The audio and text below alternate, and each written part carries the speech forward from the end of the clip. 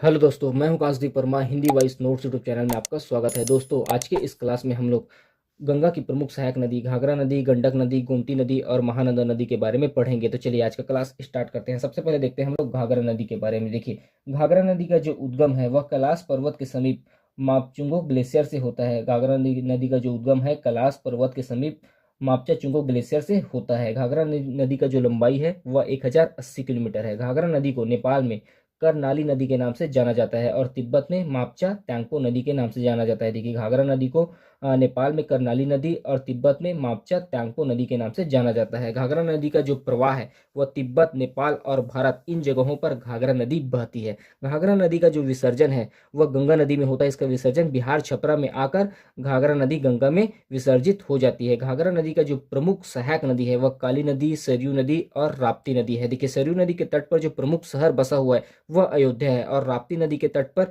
जो प्रमुख शहर बसा हुआ है वह गोरखपुर है। देखिए, घाघरा नदी जो है एक बारहमासी नदी है, अर्थात साल के 12 महीने अर्थात साल भर बहने वाली नदी है। ठीक है, उसके बाद नेक्स्ट देखते हैं हम लोग गंडक नदी। देखिए, गंडक नदी का जो उद्गम है वह नेपाल हिमालय में धौलागिरी और माउंट एवरेस्ट के बीच से निकलती है। गंडक नदी जो है नेपाल हिमालय में धौलागिरी और माउंट एवरेस्ट के बीच से निकलती है। गंडक नदी का जो लंबाई है वह 630 किलोमीटर है। यह नदी 630 किलोमीटर तक बहती है। गंडक नदी का जो विसर्जन है वह गंगा नदी में होता है। गंडक नदी सोनपुर पटना में आकर गंगा नदी में विसर्जित हो जाती है। गंगा नदी को नेपाल में नारायणी नदी भी कहा जाता है। गंडक नदी को नेपाल में नारायणी नदी भी कहा जाता है। देखिए, गंडक नदी के किनारे बिहार में वाल्मीकि राष्ट्रीय उद्यान और टाइगर रिजर्व इसी नदी के तट पर स्थित है। गंडक नदी के तट पर वाल्मीकि राष्ट्रीय उद्यान और टाइगर रिजर्व बिहार में स्थित है। उसके बाद नेक्स्ट देखते हैं हम लोग गोमती नदी। देखिए, गोमती नदी का जो उद्गम है वह फुलहर झील, पीलीभीत जिला, उत्तर प्रदेश से गोमती नदी निकलती है। देखिए, गोमती नदी जो है